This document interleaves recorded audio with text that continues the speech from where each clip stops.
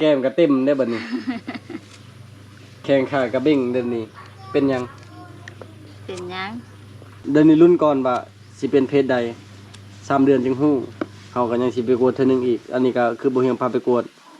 อันประมาณ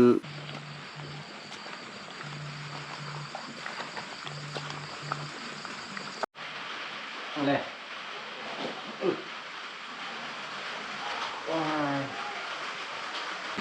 เต็มไปโอ้ยแบงมากับลุงนี่แบงมาเยอะนะเพื่อนโอ้อร่อยอร่อยมากๆแซ่บหลายงอนลำ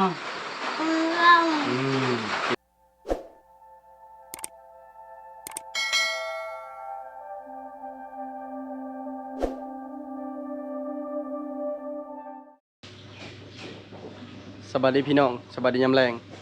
พอดีตอนนี้ฮากามาแต่เมืองพี่น้องเอ้ย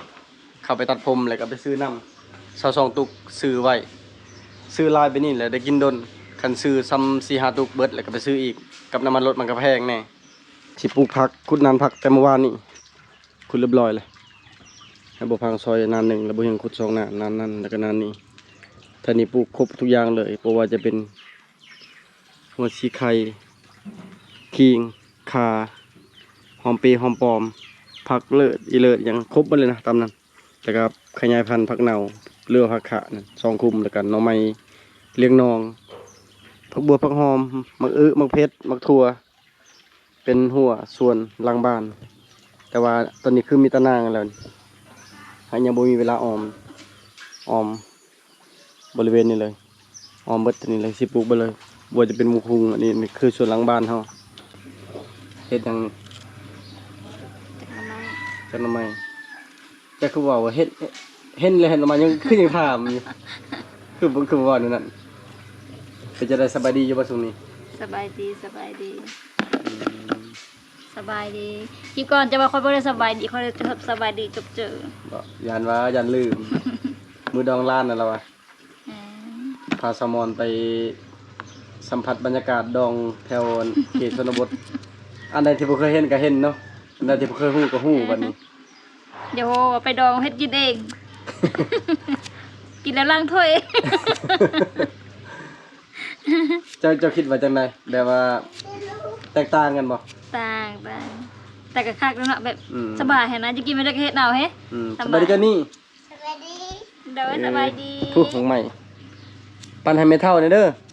ดอยยานูเฮอจ้างกี่ดอยยานูเฮอเก็บอะไร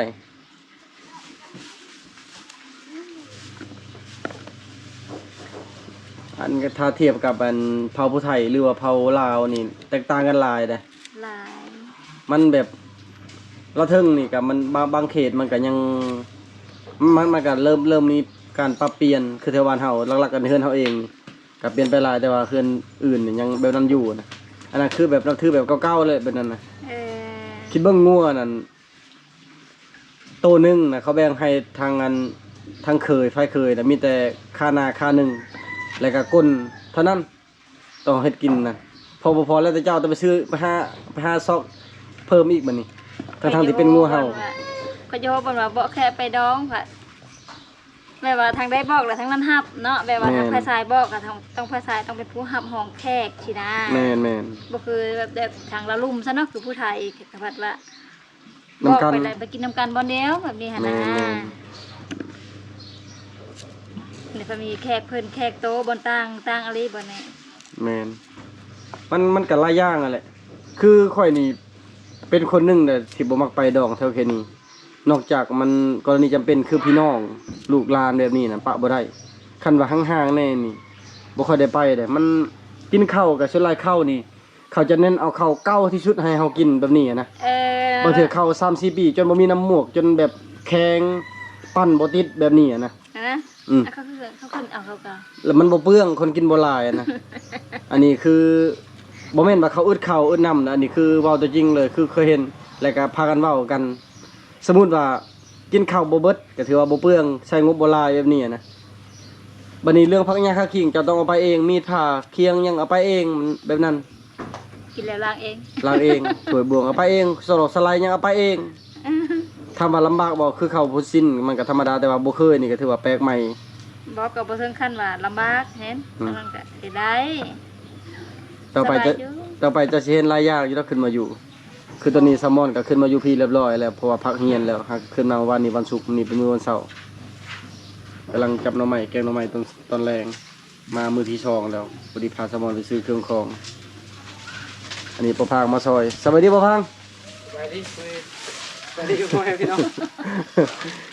เอาอันอย่างใบมะพร้าวบ่ใบมะพร้าวเนาะ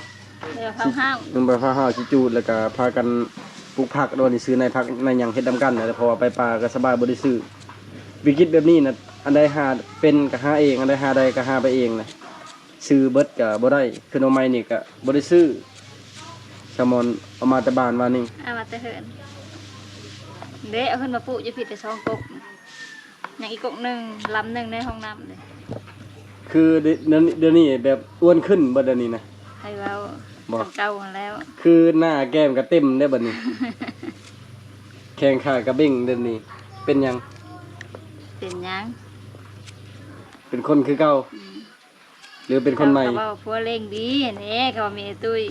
นั่นอีก มีน้ำมีนวลแล้วเพื่อเลี้ยงดี เอาบ่แม่นแต่ว่า คันใหญ่ช่างกระพุ้ยดีครับ เพื่อปอนดี เดี๋ยวนี้ก็มีข่าวดีได้พี่น้องเอ้ยบ่เฮียงกับบ่เคยเว้าจักเทื่อในคลิปในหยัง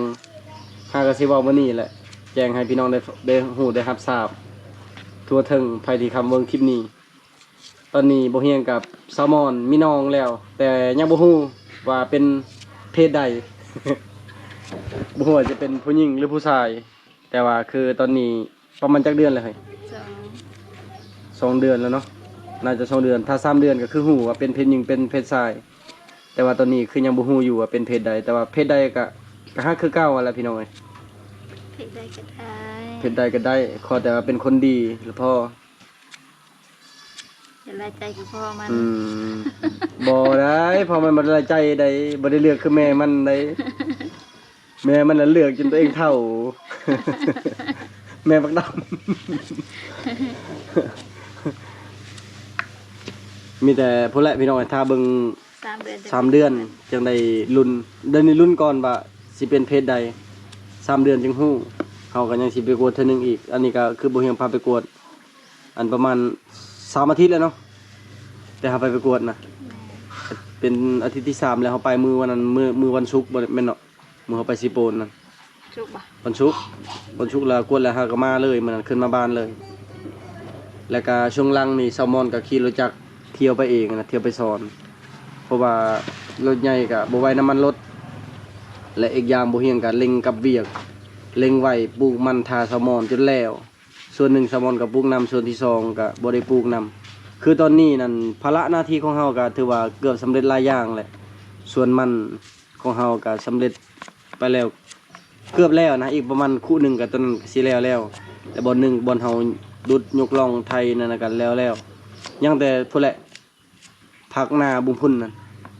ตัวนั้นน่ะเฮ็ดร่วมกันกับแม่อยู่หั่นยังอยู่ แล้วก็ยังสิปลูกไม้วิกเวียกมันยังลาอยู่แต่ว่าตอนนี้ก็คือสิแบ่งเบาไปป่าได้แล้วบัดนี้ตอนนั้นไปบ่ได้เลยเพราะว่าหลังจากสงกรานต์เฮาขายเครื่องอาทิตย์หนึงแล้วเนาะ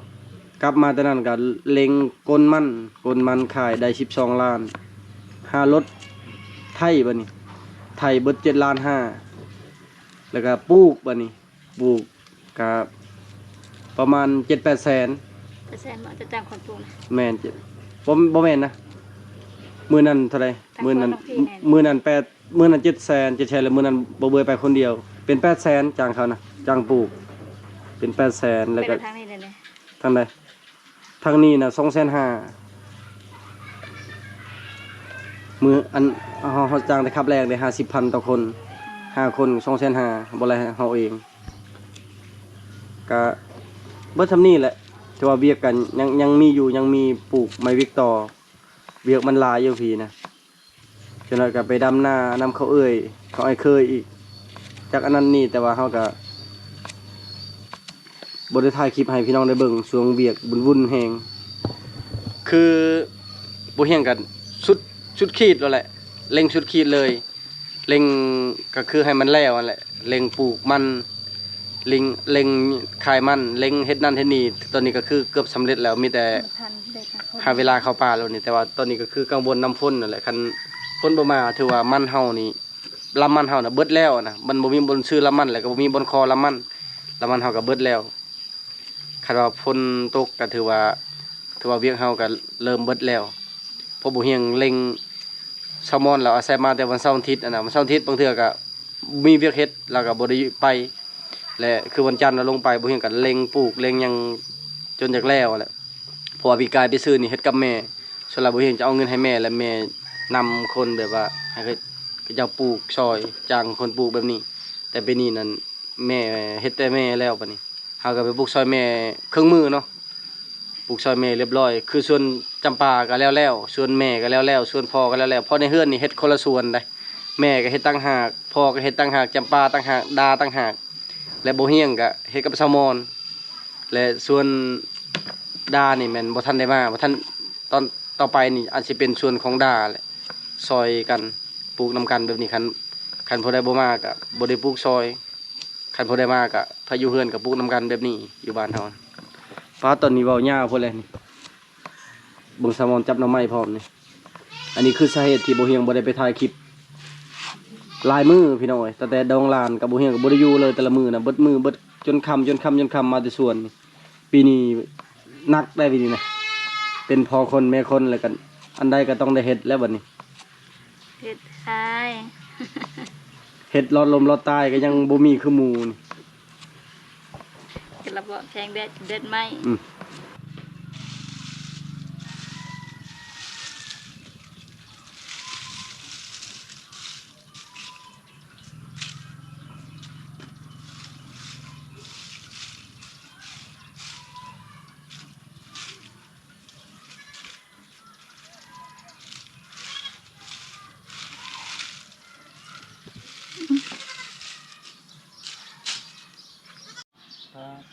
ครับผิดกันยัง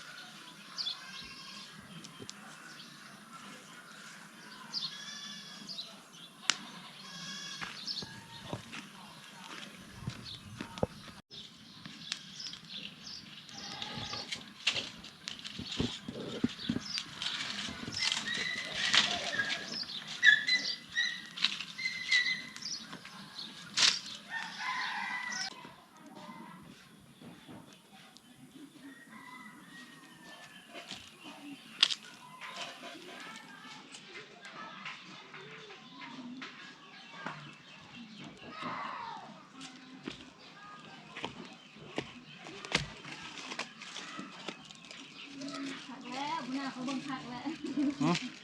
ก็ได้เอาเสือเป็นหนอมาอยู่เนาะนี่แหละเย็นสวัสดิ์เฮ้ย ทำแล้วมาตัก บ่ไหวเลย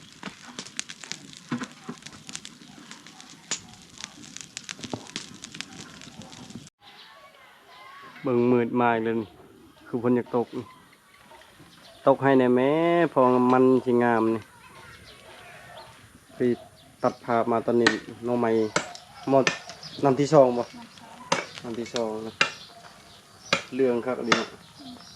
ยังพิมพ์ได้ไหม บอกแม่ปรุงคาพื้น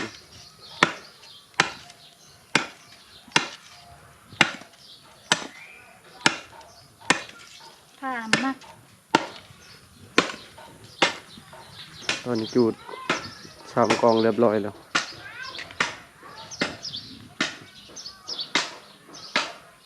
ใช้แกบก่อนขุดเป็นนานแล้วก็ใช้แกบแล้วก็ใส่พดใหม่พกใบไม้แห้งแล้วก็จูดแกบตอนนี้เปลี่ยนมาต่อทอนำมันหัวอยู่สวนนี่ปลูกหลายอย่างนี่ในตีรถมันยังก็ปลูกเบิดพื้นที่แคบๆแต่ว่าใช้ให้เป็นประโยชน์นำมันออกด้านนี้หลายเลยตัดแล้วก็ต่อใหม่เรียบร้อยแล้วก็คือลายแห้งอันนี้อยู่นอกอยู่ในสวน แล้วก็อยู่ในห้องครัวแล้วก็อยู่ห้องน้ำ2บอนแล้วก็แถวนั้นอีกบอนล้างถ้วยอยู่นอกเพราะว่าบอนล้างถ้วยอยู่ในมันบ่ได้เฮ็ดแล้วพอดีมืดแต่ว่าพักเฮานี่น่าจะบ่ได้หวานมื้อนี้มื้ออื่นมีแต่มาแต่ป่าพุ่นแหละพอมื้ออื่นนี่เกมไปป่ามื้ออื่นนี่แล้วเวียกแล้วก็พี่นอดป่าจะโดนแล้วบ่ได้เข้าป่ากันเพียงจูดลำกองนี้มันบ่พังเอามาใส่หน่อยหนึงแล้วบ่เห็นกับบ่ฮุบใบไม้ใส่แล้วกองตัวนี้บ่เห็นจัดการเองแต่ตอนนี้ไม้เกือบทุกอันแล้วถือว่าโอเคแล้วและบ่นั้นบ่เห็นก็เฮ็ดให้บ่พังมาซอยแต่ตัวนี้หน่อยหนึงประการของพาวนะพอได้ไปป่าสบายบ่ได้ซื้อผักซื้อหญ้าโอ้สิงามหรือบ่โดนแล้วบ่ได้เฮ็ดผักบ่ได้ปลูกผักมืดครึมเนี่ยฝนตกแต่บ่แม่นมืดหยังมืดคักเลยเอ้าตกก็ดีคือกัน ตอนนี้น่าจะประมาณ6 โมงปลายแล้วดอกไฟนี่ก็ขาดดอกไฟยูฮานก็ขาดเพราะไฟมาปกตินะดอกไฟขาดตลอดเข้าไปเมืองก็ลืมซื้อดอกไฟแต่บิดว่าสิซื้ออยู่ แต่อันนั้นเราไม่ข้ามคืน มันคือเป็นสีนั่นเนาะ มันหาดเลย จักสีเลย 3 4 3สี3น้ำเลย 3เธอแล้วได้ 3เตือ มันเป็นเอาน้ำไม่เฮาใบเต็มเมื่อคืนน่ะมันหาดเลยต่างน้ำไม่เฮาอันนั้น อ่อนอยู่บ่ อ่อนกว่านั้นแหละแต่เมื่อคืนน้ำไม่ที่เขาตัดมาเมื่อเขาแกะมาแจกแล้วนั้นนี่ แกงหน่อไม้ 3เธอปกติมันก็จืดไว้อยู่ได้น้ำไม่อันนี้ได้ชิมมั้ย ฮ้อนบ่ อ่อนนั่นแหละ อืมเจืดอยู่ เต็งได้ แคบอยู่มืดฝนแล้วนี่ฝนก่อนบ่จักนี่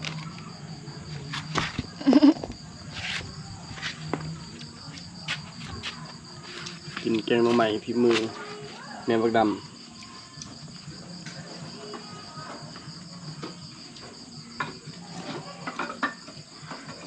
หาหยังอำเภอ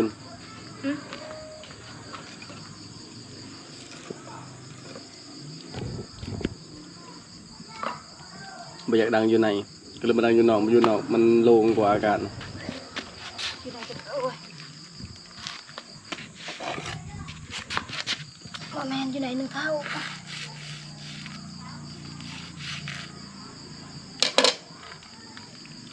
พาไปลืมมาเข้า ดูไผ่ต้องเป็นช่องเถื่อแล้วมาอยู่เห็นแม่ยานี่ลืมมาเขา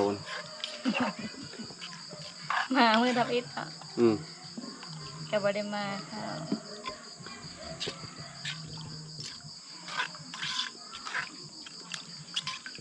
เชฟแล้วชิมเบิ่ง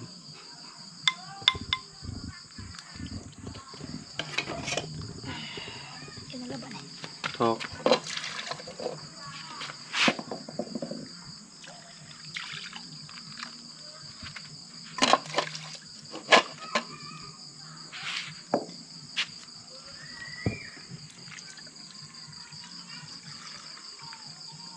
เอาเฮ็ดผู้เจ้าไปกัดเมื่อคืนนี้เลยแต่ว่าจะได้มาเมื่อคืนนี้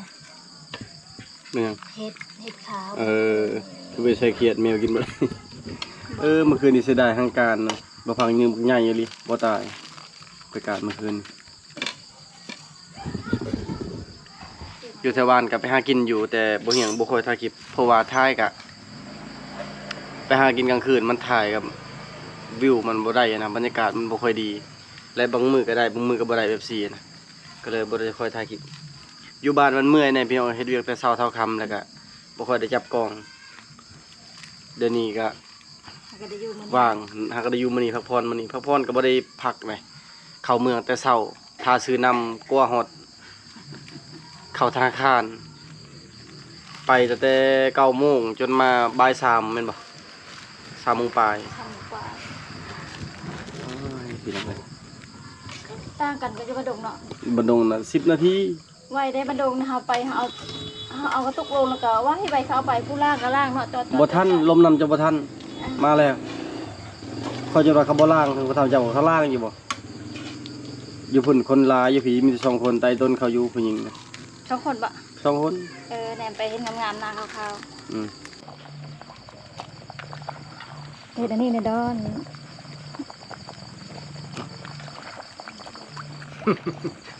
ลายสแกนสุดอะไร นำน้อยโพดนำเทวดาก็มาแล้วเนี่ยลำพล เทวดาไล่เลยบ่ให้กินในเฮ็ดโขมันเป็นอันนี้ แล้ว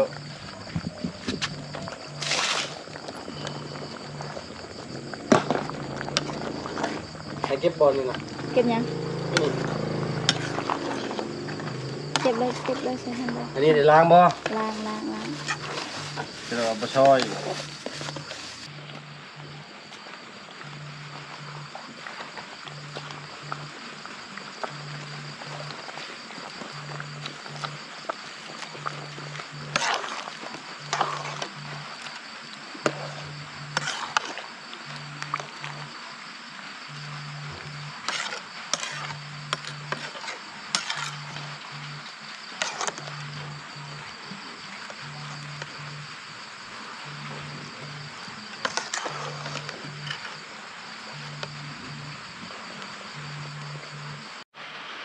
อะไร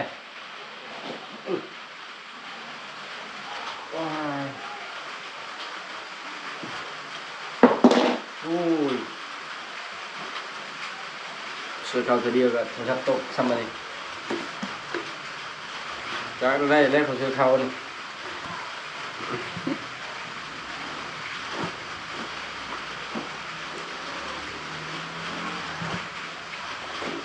สวยเขาจะเดียวจนฝนตก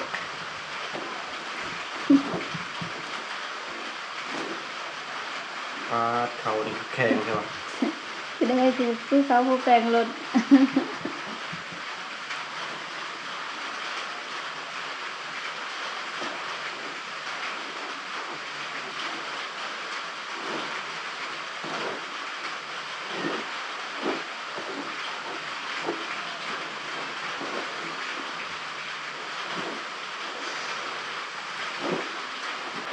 มาพี่น้อง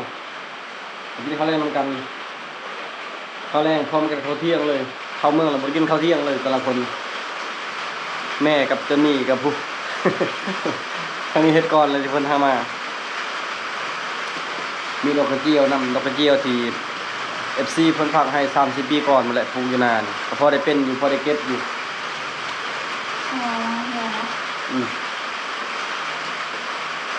แต่จำบ่ทันเกิด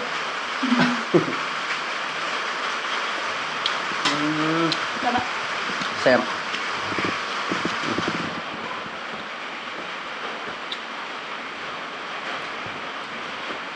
มีอาหารแต่วันนี้เขาก็ยังร้อนๆอยู่พุ่นพอไปร่วม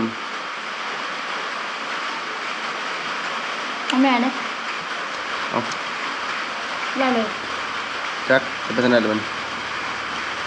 ไปห้องจนนี่จนนี่ไปหาพิมพ์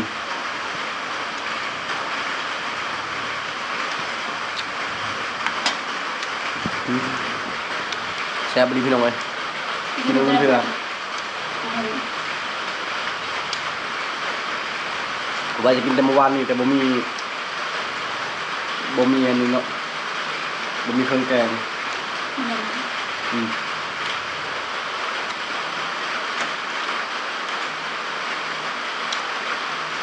อันนี้เฮ็ดได้เมื่อคืนนี่อาจารย์ก็บ่พาเมื่อคืนได้เทียบนำเมื่อคืนนี่ เราไปเจอกันที่ก่อน คนมาแล้วบัดนี้แต่บ่แห้ง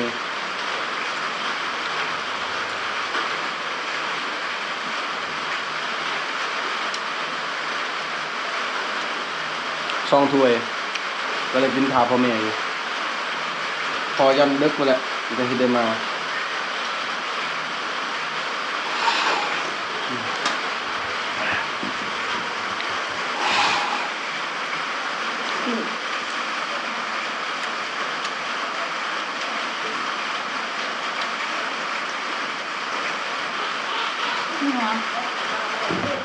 มาแล้ว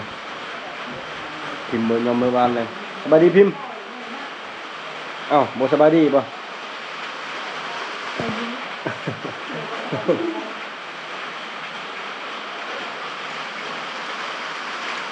พิมพ์บ่กับเพื่อนแล้วบัดนี้ อยู่คันปลาคันลุงเลยมัน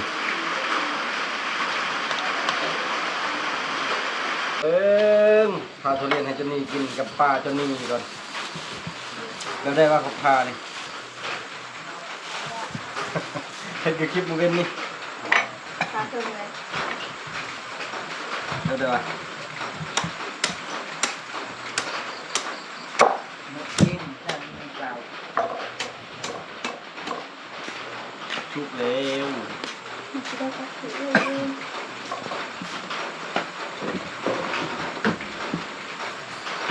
เรียบร้อยปะเจอชุบบัวมันเลย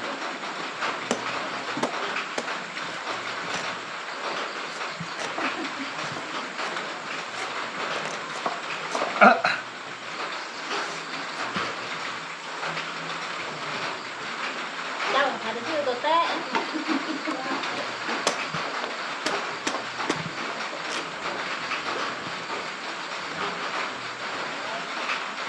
เป็นไรวะพาทุเรียน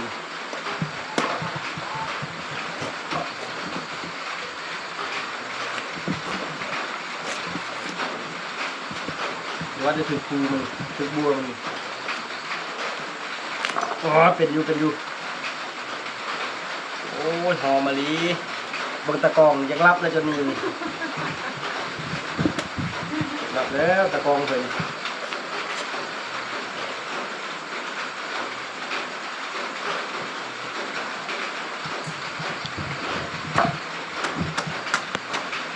โอ้ทานแล้วโอ้ยเบิ้งปาดแชร์ไปจนนี่เลยจะเรียนอะไรไล่เลย มาใกล้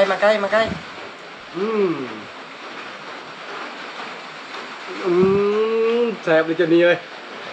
เฮ็ดจะนี่มันกินน้ำลุงแล้ววันนี้ปาดแซ่บจะนี่ยากวะแล้วเบิ้งเป็นไงเนาะโอ้ยหอมมะลิ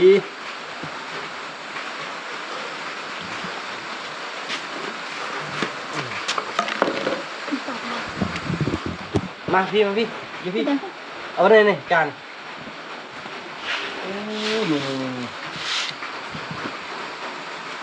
โอ้ย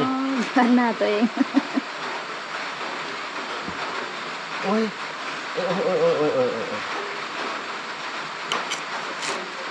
เบิ้ลเลยมือคอยนี่เลือดออกบิ้ลแล้วหนึ่งงามเท่าไรก็แสนปลาย200,000บ่ เส้นตาย แสนปลายอุ้ยแบงมากับลุงนี่แบงมายืนเลยนะเบิ้ลโอ้มันหูมันปักมาหน่อยเป็นไรระวังทำออกเลยเอ็มอร่อย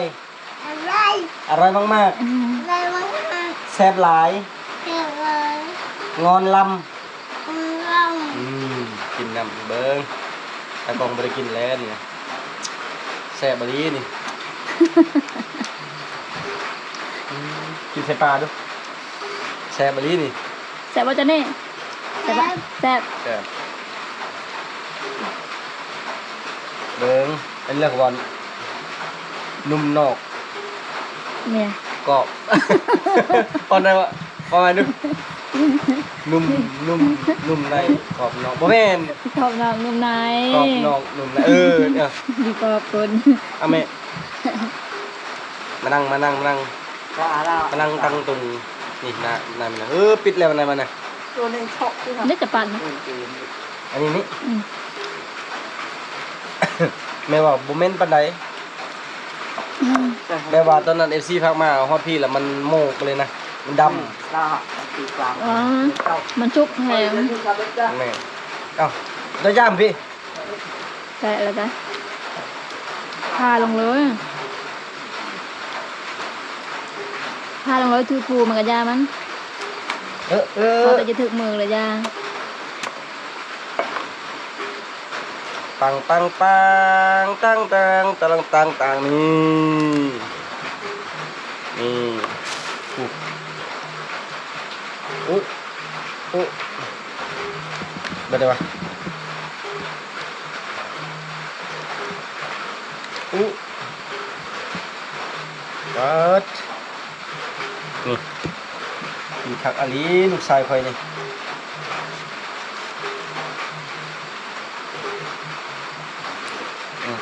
บ่หวานปานเลยเนาะ กินข้างในมันเลย ย่ำเลย แต่บริเดี๋ยวนี้กินนี่ เบิ้งตอนหนุ่มเลี้ยงลานบัดเทาลานเลี้ยงลุงบัดนี้เอาน่าจะเป็นทุเรียนลาวกินแบบนี้รสเอา เราแบ่งกันตรงนี้เลยบ่ แม่นแหละระวังอ้วนนะนี่คือกินครั้งแรกของปีแซ่บเนาะมันหวาน พอดีกินแบบมันบ่เละปานเลย ถ้าหาซื้ออยู่ห้านชาวลานเนี่ยคือสิชุกผลเนาะ ทุกคนมันจะแตก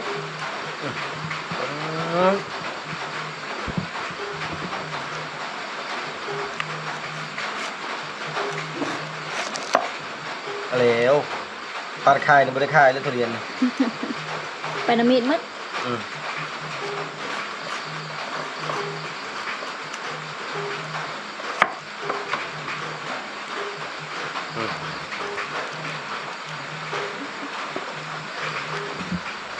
อย่าบ่อย่าให้บ่ทิ้งก่อนหน่อยหนึงก็ต้องเอาหน่อยมันน่ะนอนกินแล้วก็มีแค่แหละ โอ้ยสำนีก็กินเบิดนะ มันแพง เอากินหมดแต่ดังมันน่ะ อันนี้นี่บ่ไหวดอก แม่ นี่ยังแค่นี้นี่ยังมีมันอยู่บนนี่ หมดแล้ว ดังมันซื้อ มีดังมีหูก็ เออ มีปลาบ่ได้นี่อยากกินจากไปได้จะทำไปอิ่มแล้ว น้อยจ้า เนื้อจ้าซ่าโอ้ยเอ้า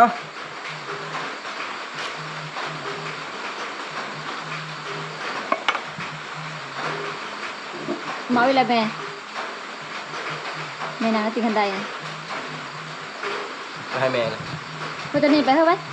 พ่อจะหนู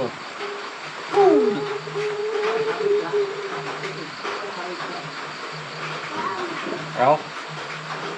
บัวสุดท้ายเลยวะแต่ละ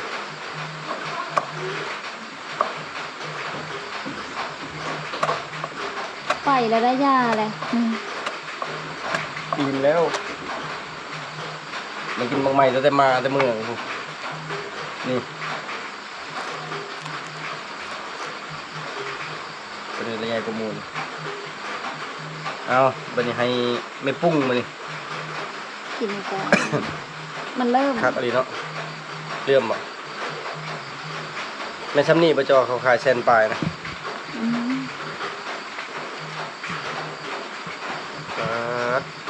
แพงอะไรชิลองมาปลูกเบิ่งวันนี้ที่เป็นอยู่ว่าบันนี้เห็นอยู่เมืองนองเขาจะปลูกดก แบบ